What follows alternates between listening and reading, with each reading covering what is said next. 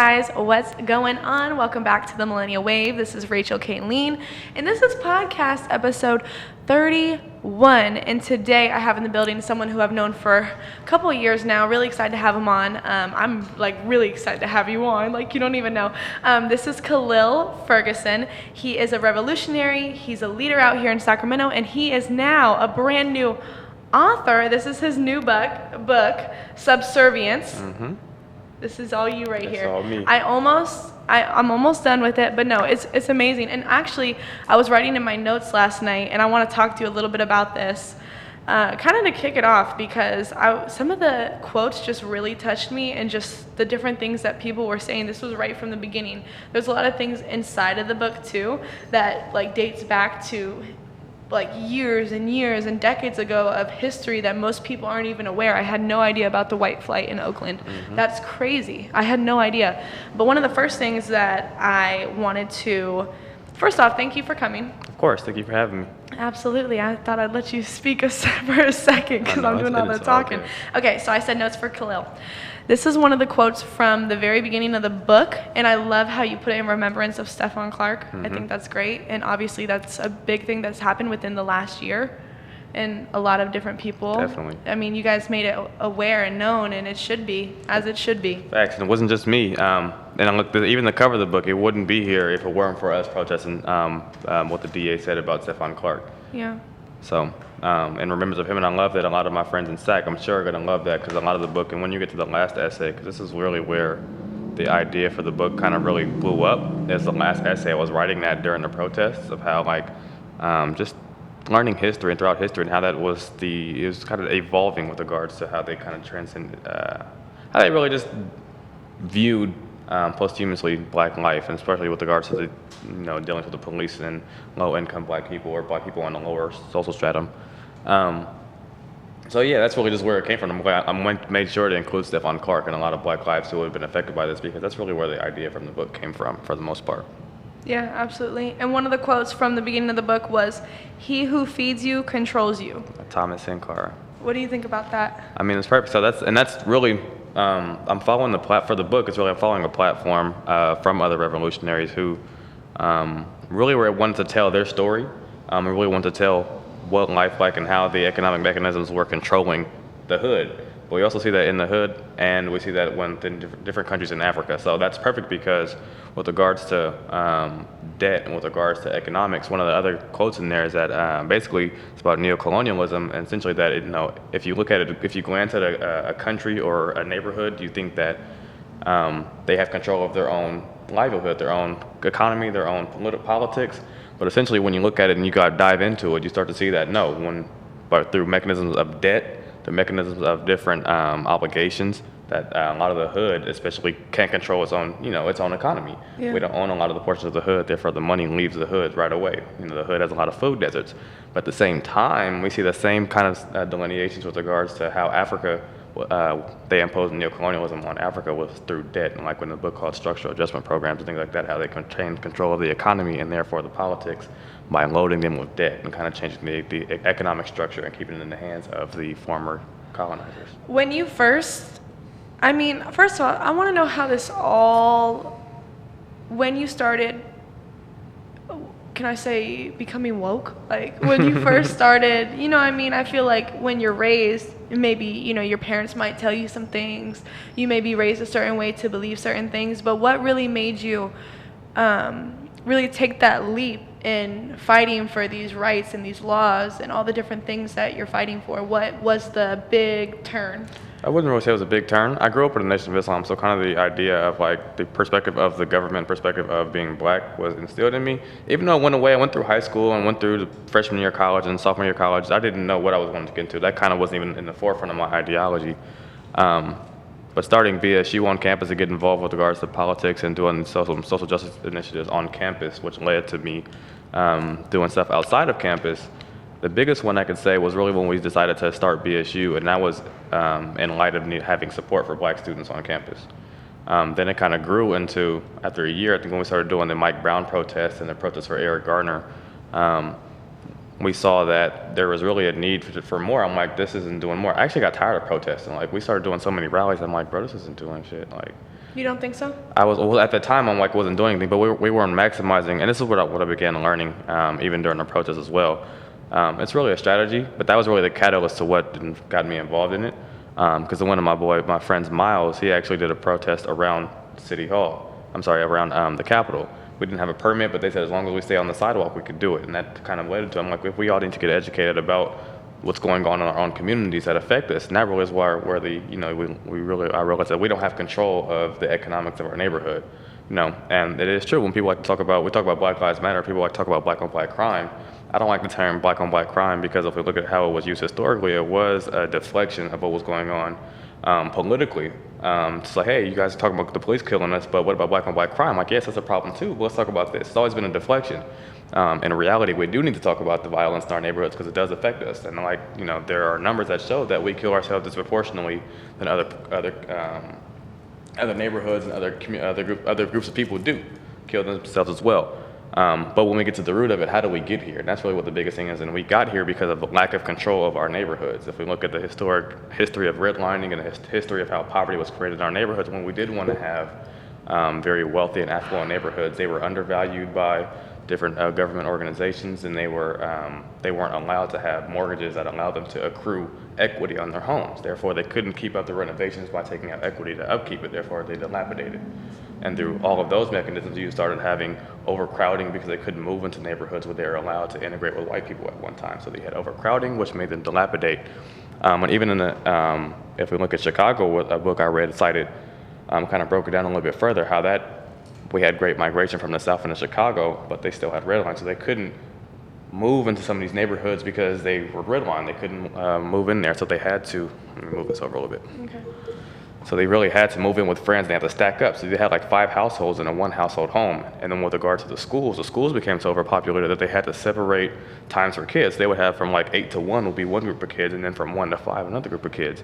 They're like, so what are kids doing from 1 to 5 when they're not in school? That's when a lot of gang activity would begin because they're in these low-income neighborhoods. What years were these? I'm not sure what the years were because specifically, this is during like the Great Migration. So in between the 1920s into the 1950s, when suburbanization really happened, and you have large redlining and a lot of government subsidized housing programs really going into effect with regards to being able to own a home, and that's when that was kind of proliferating, even for a lot of the baby boomer class, which is why they have so many homes right now.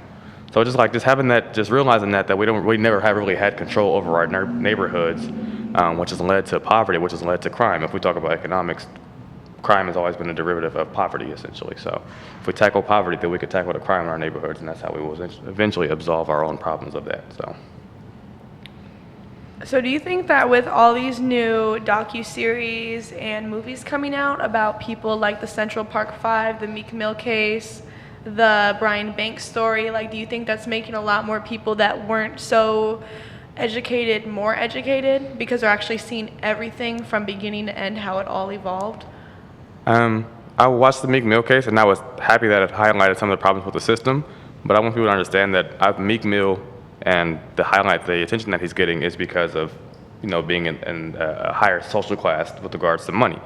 Because there's plenty of cases like that with regards to how that even affects poor whites, poor Latino. Just if you're on the lower social class, you don't have the resources to be able to afford a lawyer who can do all of that work for you, and that's how the system does people who are in the lower social stratum. So even if we break it down, because they like to point out, Jay-Z helped him out, and that it was a black judge. That's a problem. It doesn't matter what face what color you are, it's the system and how it works with people who are in this lower social stratum. It disproportionately does affect poor blacks, yes, but if you're poor in general, you don't have the resources to be able to fight a system in that case that's very ill-equipped, not really, I won't say resource, but they don't really have the resources to keep up with the technology. If you look at a lot of courts, the technology is very behind.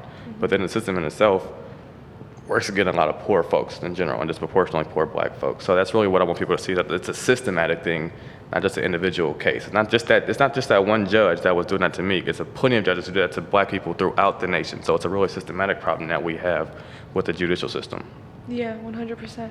So let me ask you, in a perfect world, what would happen? What would you want to see happen? Well, this is where it's going to get, I won't say a little uncomfortable. I'm not sure what your followers are like.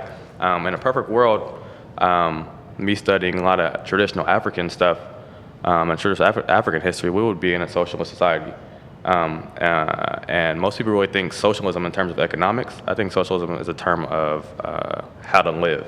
If we think about community orientation and community first, that's mainly a socialist kind of ideology because you're always caring about the community first and not individual rights that are really perpetuated by capitalism. Capitalism loves, individual freedom, and I'm all for that. But with regards to community, I would place my community before myself because community is what matters. We talk about it takes a village to raise us.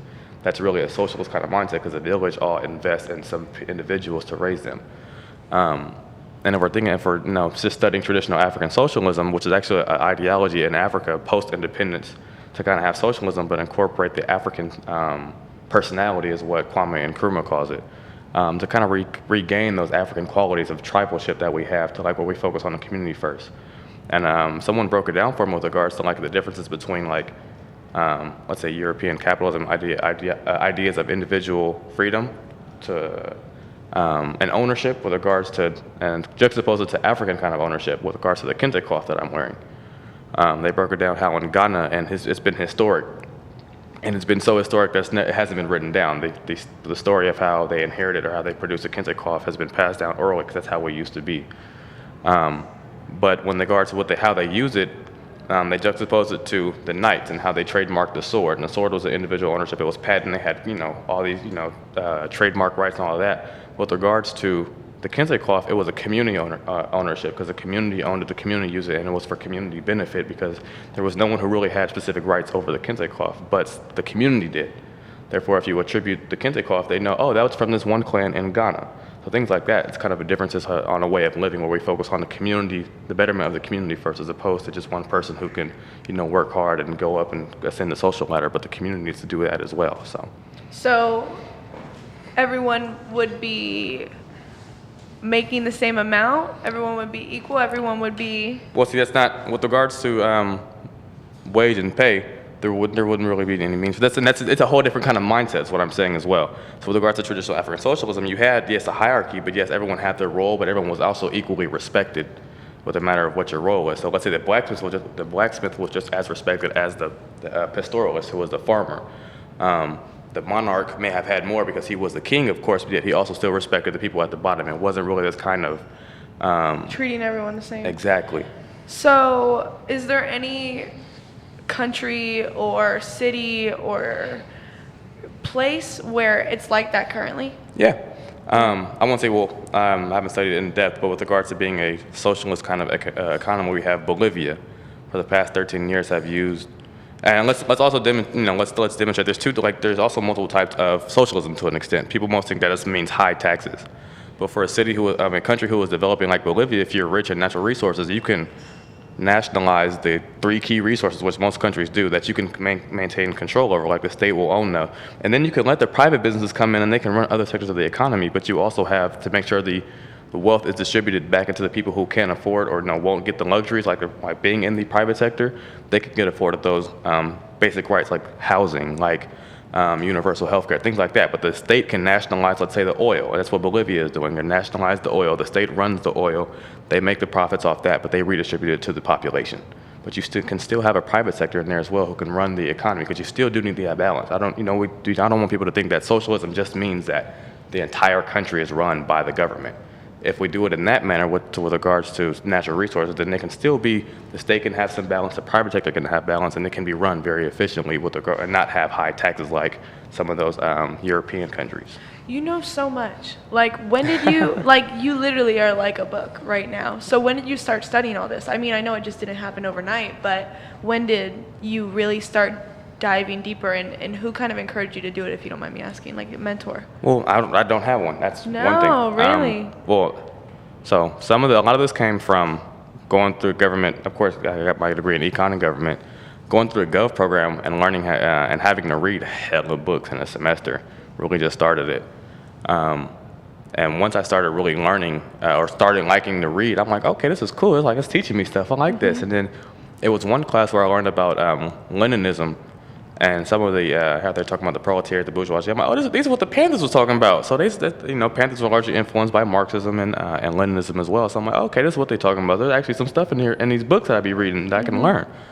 So I began extending that to black minds and learning how the black perspective and the black personality and those incorporated. And it just really kept going. Like every time I usually pick up a book, I read nothing but textbooks for one. Like I don't. Really? Yeah, it's pretty funny. I don't tell people like, hey, encourage me to read and then send me a book. And I'm like, it's a novel, but yeah, I'm like I'm happy you're reading because I have like 3 books in my backpack that I want to get to, and they're all like the perspective of different revolutionaries in Africa.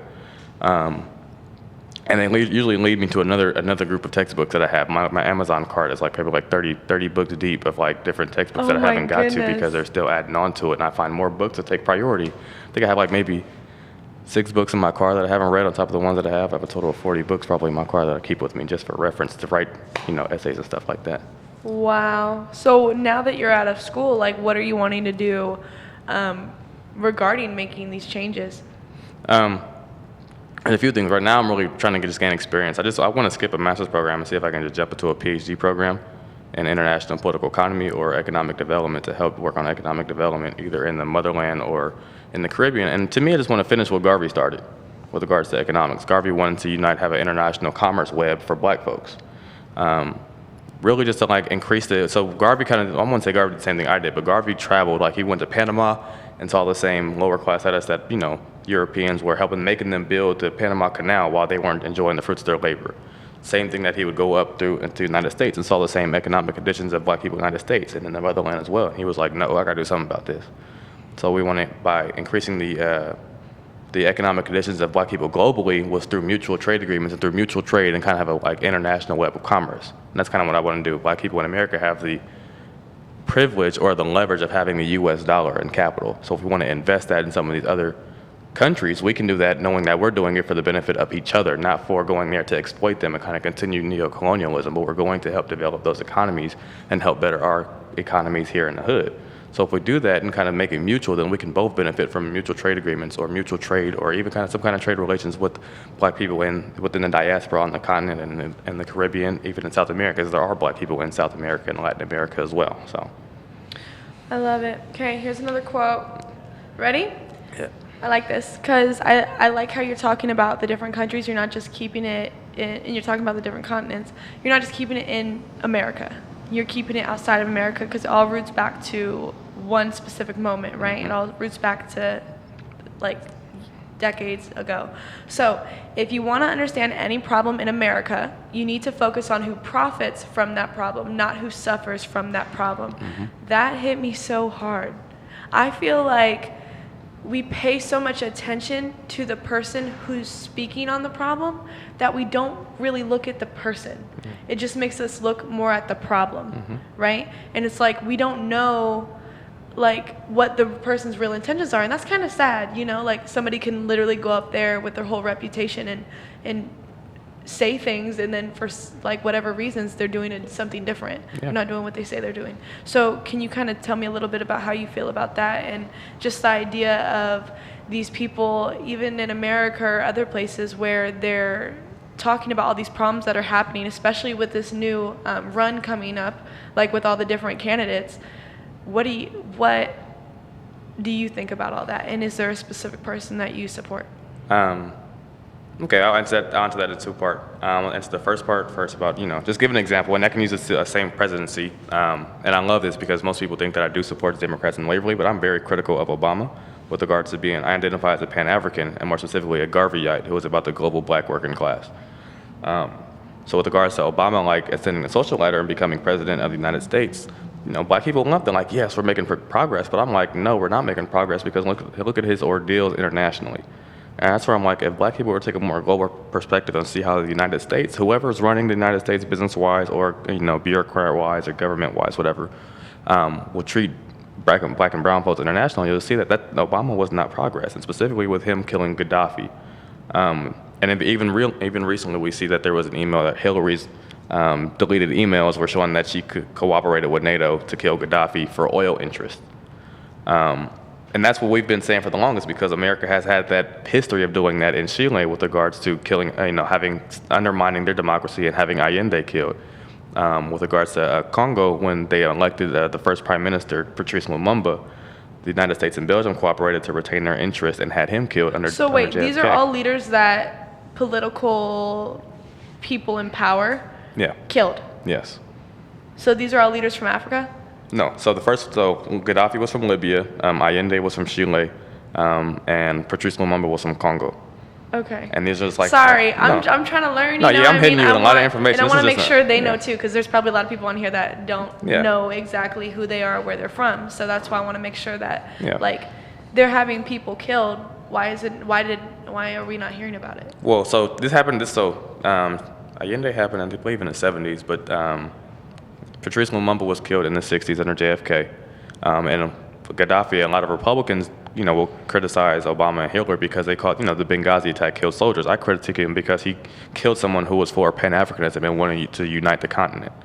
There had been an interview I saw with, I read an interview he had done with an author, and he had shared some of the same Pan-African and uniting Africa sentiments that the first president of Ghana had expressed. His name is Kwame Nkrumah. So if we're talking about liberation, if we're talking about progressing as a race globally, then Obama did one of the worst things he could do for black people globally, but in the interest of the United States, which is why I'm critical of him and the United States, is because no matter what, the U.S. is going to want to retain their interests globally.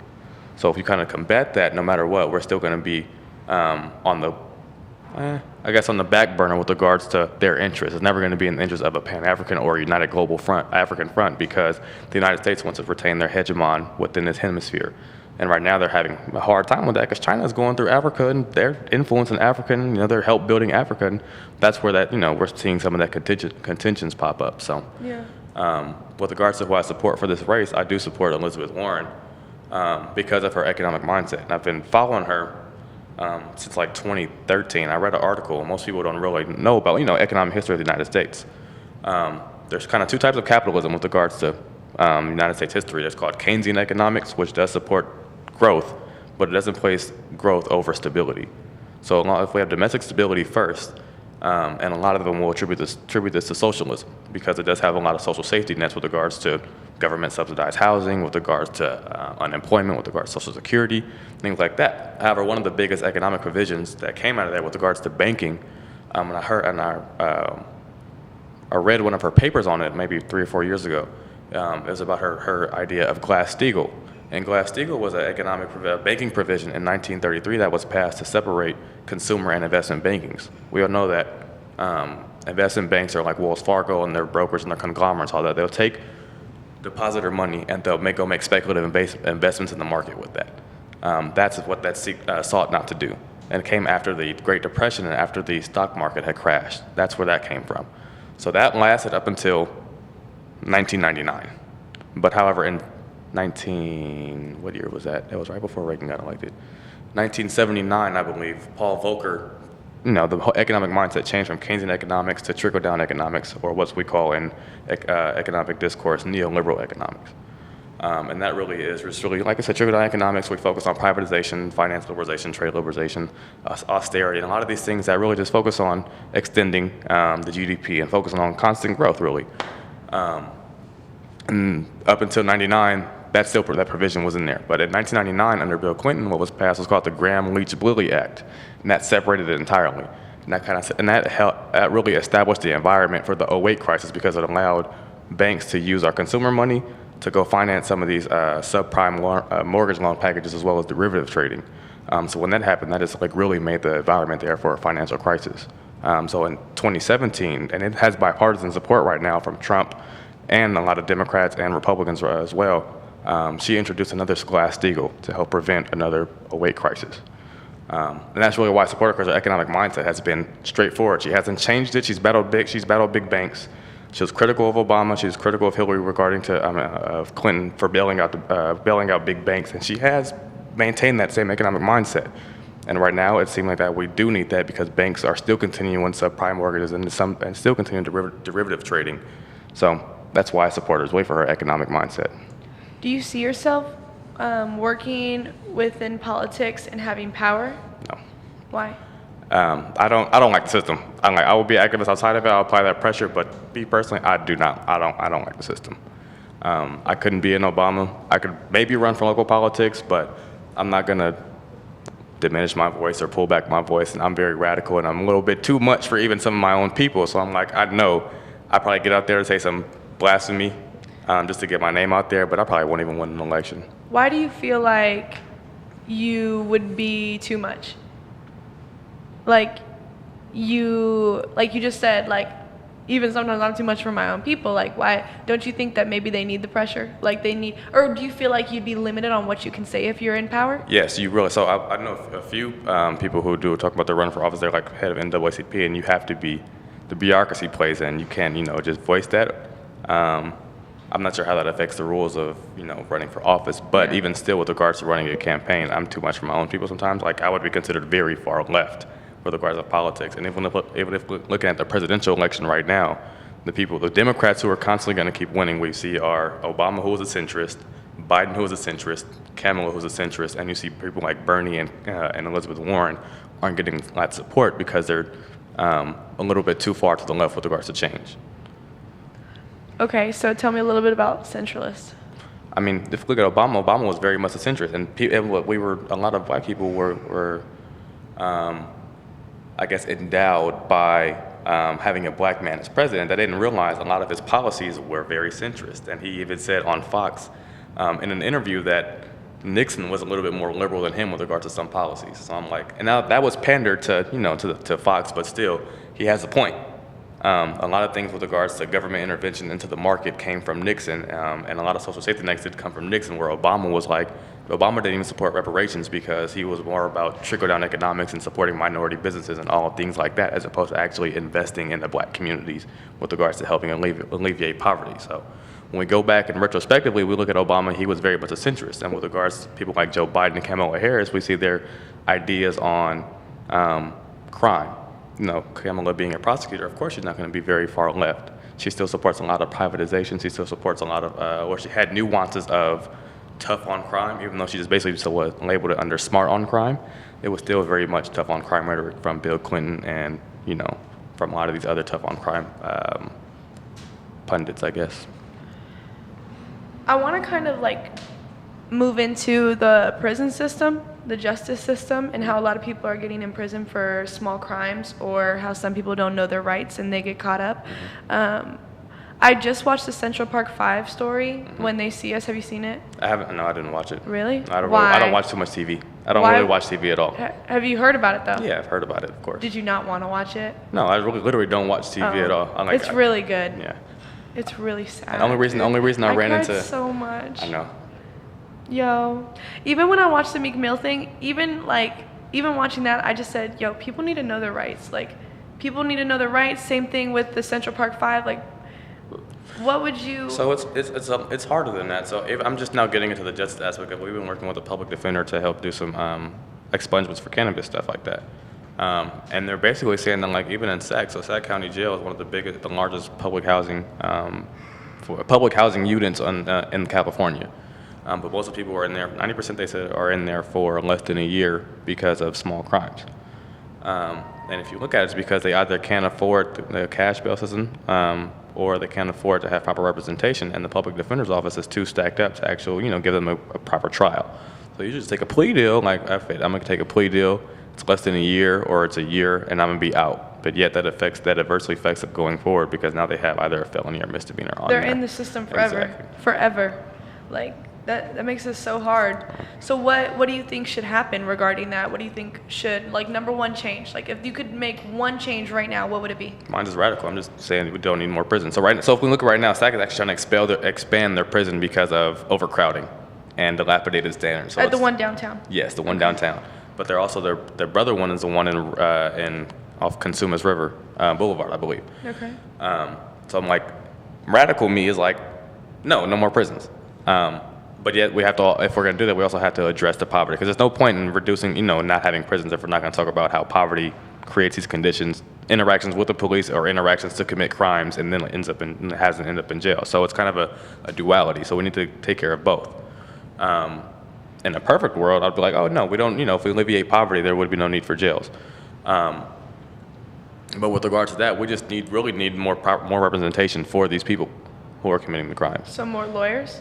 It's really hard. I'm just now getting into the justice. I've really been focused on economics, so me just now getting into the justice perspective, I can't even really weigh in with regards to what my idea of that would be, because I'm just now starting to work with the justice system myself. But the whole system in itself does need to be deconstructed. If you know, one thing that we definitely know about is the prison pipeline system and how that contributes from reading proficiency and how they just determine on how many beds they will need based off how many proficiency exams that are failed in elementary school. So things like that. Yeah, if you read Michelle Alexander, The New Jim Crow, or even Golden Gulag, it talks about the prison pipeline system that we have in the United States. So how they literally determine how many beds they'll need for a jail based off proficiency exams for people in lower income communities. That will be the 1 minute snippet on Instagram, that right there. Mm-hmm. That's nuts. That is nuts. That's crazy.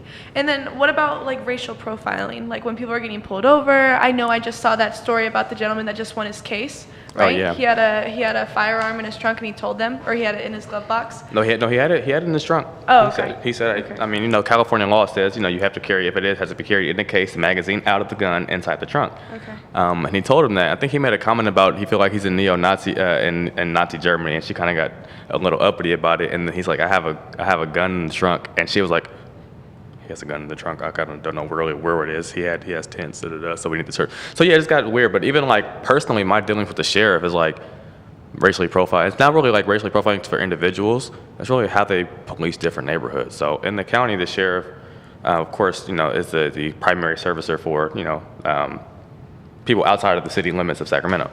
On my street, I have like a two-way street, which is divided by just really a yellow line. And I'm coming home, usually I park in the front and on the street outside the apartment complex. I usually just bust a U-turn.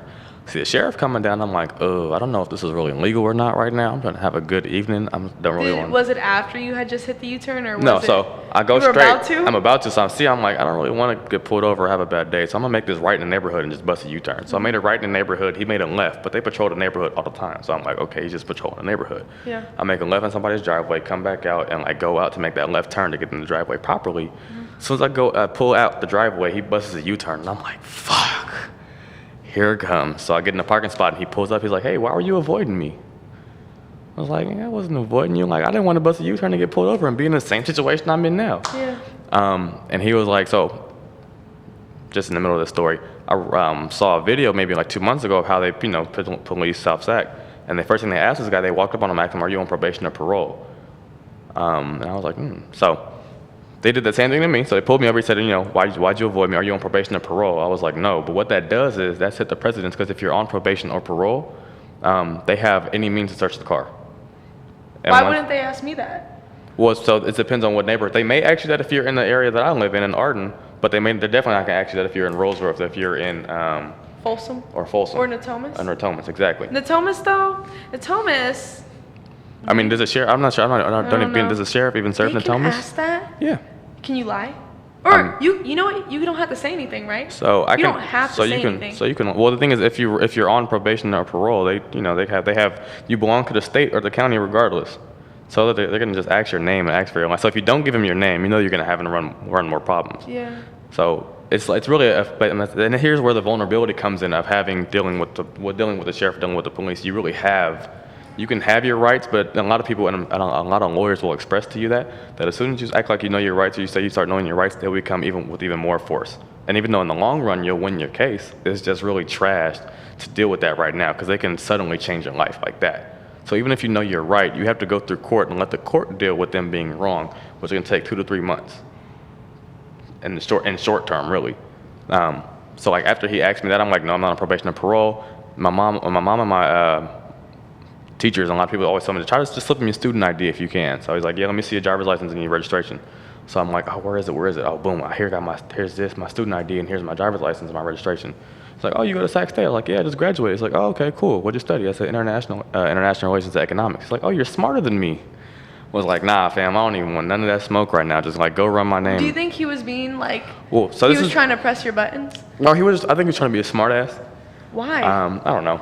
I'm sorry, I'm asking you why, but I'm just. Well, so also, nuts. mind you, this was like I used to work at Wells Fargo, so I was still in my suit coming home. So I'm like, it's looking, and that doesn't matter with regards to who you are in the eyes of the law or who you are to them.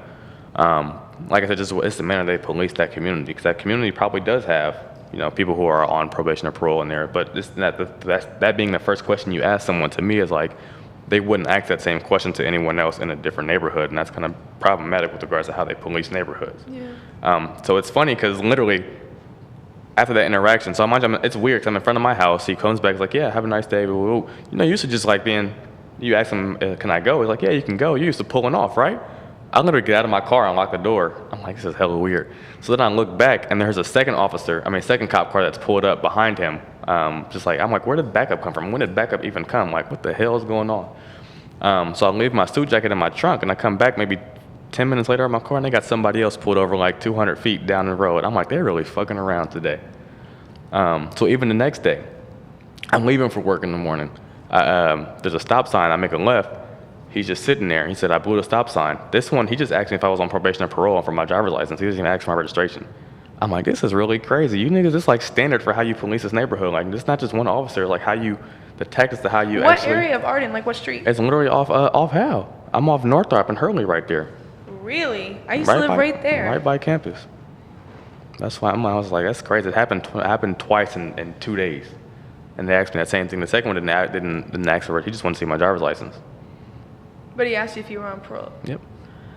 That's like what their boss makes them ask. I'm not sure. It's probably their training, and it's funny because if we look at the last election, a lot of people in the county, even white people who didn't even live in these areas, didn't like the one that Scott jumped out of there, but no one ran really against him of prominence, so he was voted back in. So, let's say you said yes. Like, let's say if you were and you said yes, then what would happen? He'd run my name and probably see that I was lying and give me a hard time. No, like let's say if you really were on parole or probation and you said, yeah, I am, and then what would they do? Would they then search someone's car? Probably, more than likely. They'd ask you probably if you have any weapons or anything in the car. Depending on I'm not sure if depending on their mood, they'd be like, yeah, so let's get out the car, let's search your car. Literally, what they're doing is finding a reason to take you back to county. Yeah. If you look at a lot of interaction with regards to like even probation officers to an extent, sometimes they're looking for a reason to take you back to the county. Dealing with a lot of these criminal defense lawyers and a lot of these the public defenders, they'll tell you interaction. This is a common situation that happens with regards to people who are on probation or parole. They're doing the best. They're like doing all the community service. They can have people in the community vouch for them. They're working with kids. They're like telling them their rights and like how not to get locked up and things like that. And then like they'll be like 10 minutes late. They got like 2 weeks left off the parole, and almost they'll be like 10 minutes late to a meeting because of the bus system. Because they don't, you don't really when you're in these situations, you don't really have too much capital to be able to afford a car. So you do rely on public transportation. And you're like 10 minutes late to a meeting, you're like, why were you 10 minutes late? Oh, I was doing this, working with the community, missed my train, missed my bus. And, they'll be like, oh, well, you don't obviously aren't prioritizing your, meetings for parole. So, it seems like you're really messing up. And then they'll have a random search done to your house. And let's say you had your friends over, you have somebody left a bandana, left a joint, left something like that. And you're like, okay. And you're going back to jail. So even let's put in, for example, Nip. When his friend or his accomplice got out of prison, Nip took him to a store to get some clothing for him. When Nip happened to die in that instance, they picked him up like, oh, why were you around gang members? Like the whole hood is a gang member. Like you're gonna arrest him and pick him up and scoop him back and take him back to prison after Nip just died. After Nip just died, yeah. So if the story from what I saw, the story was that Nip was with an accomplice. He was taking him back to the Marathon store to get some clothing for him. He just got out of prison. When he died, the police picked a friend up saying, oh yeah, you're around felons. You're not, your parole says you can't be around felons. What are you doing around here? When he was literally bringing him around to get clothes. They released him, but the fact that they can do that off stupid shit like just, you being around different felons. Like you literally, when you're on parole, a lot of the stipulations is you can't be around different felons. Yeah. But they put you back into a place like Oak Park or like Compton where a lot of people are on parole themselves or are ex-felons. So it's like, how can you really stop that? And you can't move out. And like you don't have the capital to move out. Yeah. Exactly. So how can you fix your own situation? And what do you think? How can someone? What needs to change with that? What would be like the number one thing? Like, how can we change that? Like, that can't just stay like that forever. It's a dual part, and so with regards to the justice system, it needs to be preventative as well to prevent people from not getting into that situation. But then when it does happen, there needs to be ways to expunge that.